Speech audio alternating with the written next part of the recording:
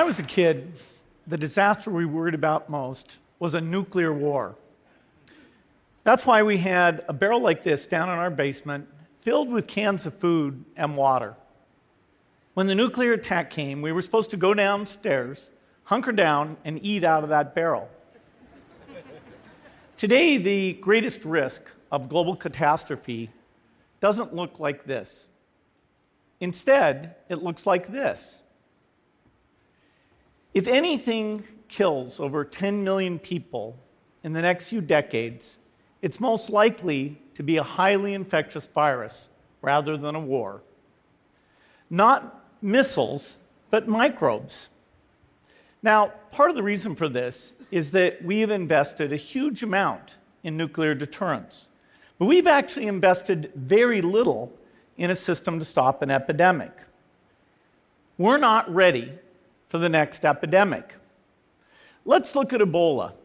I'm sure all of you read about it in the newspaper.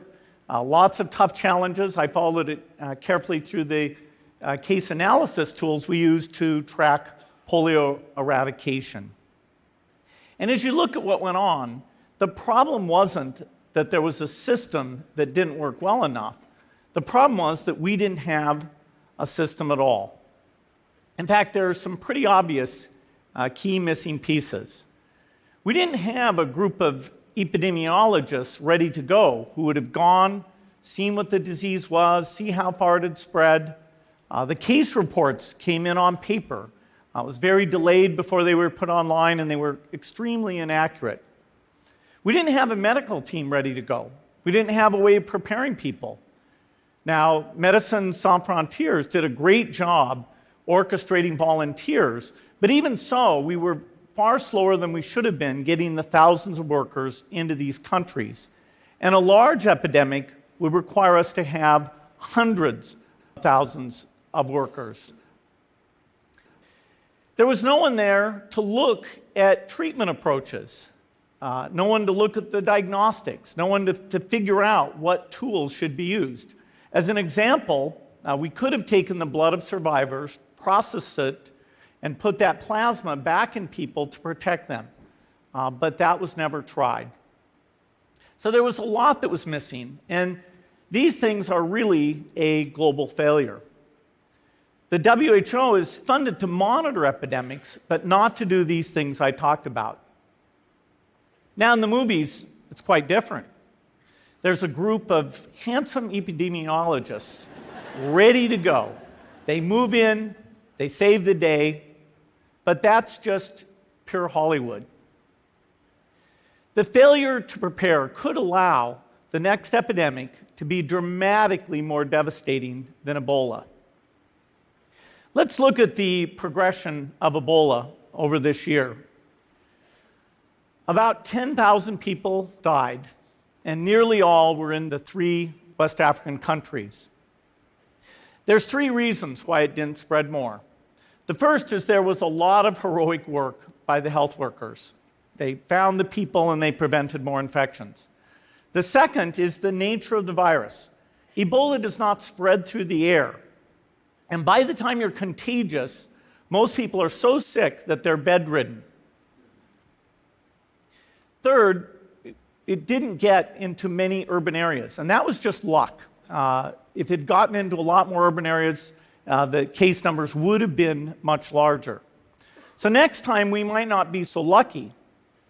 You can have a virus where people feel well enough while they're infectious that they get on a plane or they go to a market. The source of the virus could be a natural epidemic like Ebola, or it could be bioterrorism. And so there are things that would literally make things 1,000 times worse. In fact, let's look at a model of a virus spread through the air like the Spanish flu back in 1918. So here's what would happen. It would spread throughout the world very, very quickly. And you can see there's over 30 million people die from that epidemic. So this is a serious problem. We should be concerned. But in fact, we can build a really good response system. We have the benefits of all the science and technology that we talk about here. We've got cell phones to get information from the public and get information out to them. We have satellite maps where we can see where people are and where they're moving. We have advances in biology that should dramatically change the turnaround time to look at a pathogen and be able to make drugs and vaccines that fit for that pathogen. So we can have tools, but those tools need to be put into an overall global health system, and we need preparedness. The best lessons, I think, on how to get prepared are, again, what we do for war. For soldiers, we have full-time waiting to go. We have reserves that can scale us up to large numbers. NATO has a mobile unit that can deploy very rapidly. NATO does a lot of war games to check, are people well-trained? Do they understand about fuel and logistics and the same radio frequencies? So they are absolutely ready to go. So those are the kinds of things we need to deal with an epidemic. What are the key pieces? First is we need strong health systems in poor countries. That's where mothers can give birth safely, kids can get all their vaccines, but also where we'll see the outbreak very early on. We need a medical reserve corps, lots of people who've got the training and background who are ready to go with the expertise. And then we need to pair those medical people with the military, taking advantage of the military's ability to move fast, do logistics, and secure areas. We need to do simulations, germ games, not war games, so that we see where the holes are. The last time a germ game was done in the United States was back in 2001, and it didn't go so well. So far, the score is germs 1, people 0. Finally, we need lots of advanced R&D in areas of vaccines and diagnostics. There are some big breakthroughs, like adeno-associated virus, that could work very, very quickly. Now, I don't have an exact budget for what this would cost, but I'm quite sure it's very modest compared to the potential harm. The World Bank estimates that if we have a worldwide flu epidemic, global wealth will go down by over $3 trillion, and we'd have millions and millions of deaths. These investments offer significant benefits beyond just being ready for the epidemic. The primary health care, the R&D, those things would reduce global health equity and make the world more just as well as more safe. So I think this should absolutely be a priority. There's no need to panic. We don't have to hoard cans of spaghetti or go down into the basement. But we need to get going because time is not on our side. In fact, if there's one positive thing that can come out of the Ebola epidemic, it's that it can serve as an early warning, a wake-up call to get ready.